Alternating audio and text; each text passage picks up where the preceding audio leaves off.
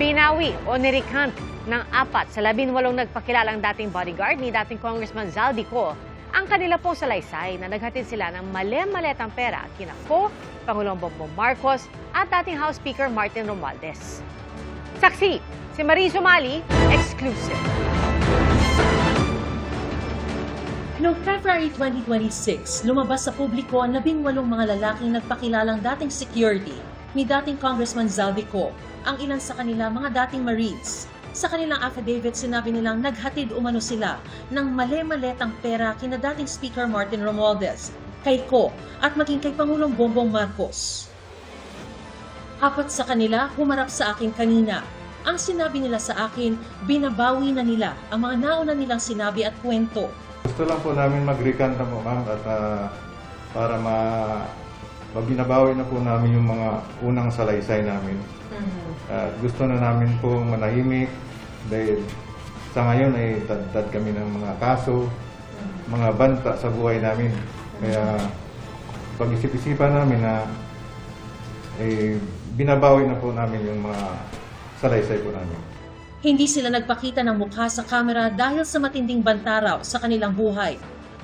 Dala nila ang tigi-isang bagong sinumpaang salaysay. Binigyan din nila kami ng kopya ng video ng panumpaan at inotaryo ang mga ito.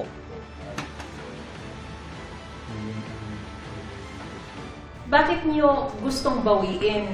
Hindi po totoo yung mga ibang sinabi na po namin. Binabawi po namin lahat yung salaysay na nagatid namin. At hindi totoo po yung sinasabi namin sa unang sinumpaang salaysay namin. Doon sa sa salaysay namin to, sa unang salaysay. Sa affidavit. Yung hindi totoo yung sinasabi natin. Bakit nyo ngayon sinasabi na hindi totoo?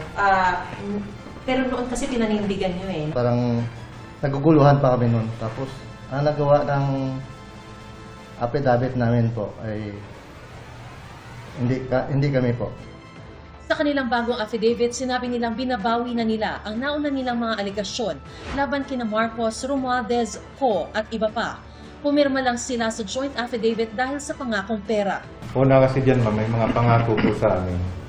Tulad ng pinansyal na sinasabi nila po na pwede na po kayong hindi magtrabaho ng 2 taon. Tapos, meron pa kayong security sa pamilya niyo. Kapalit ng ano? Kapalit po sa ginawa namin na joint affidavit po. 3 sa humarap sa akin ngayon, pumirma ng affidavit sa Office of the Ombudsman na ginagamit ngayon sa investigasyon kay Romualdez at iba pa. Pero kwento nila, nang humarap raw sila sa Ombudsman, pinilit silang pumirma sa sinumpaang salaysay na gawa na rin daw. Tinakot daw silang sasampahan ng patong-patong na kaso. Ang affidavit daw nila ngayon, sila mismo ang nagsulat at walang namilit. Kami po, wala pong namilit, Walang namilit. Hindi kayo, wala ng financial assistance this time? Wala na. Kasi gusto lang po namin manahimik na kami, ma'am. At matapos na po lahat nito. Para mawala na rin po yung mga kaso namin.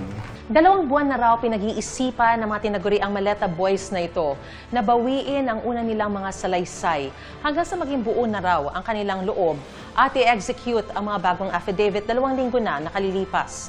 Anila, nag-iisip na rin daw ang iba pa nilang mga kasamahan na pumanig sa kanila. Patuloy na kumukuha ang GMA News na reaksyon mula sa Ombudsman at kay Attorney Baligod na unang nagpakilala sa grupo ng mga sundalo. Ako si Marie Zumali, ang inyong saksi.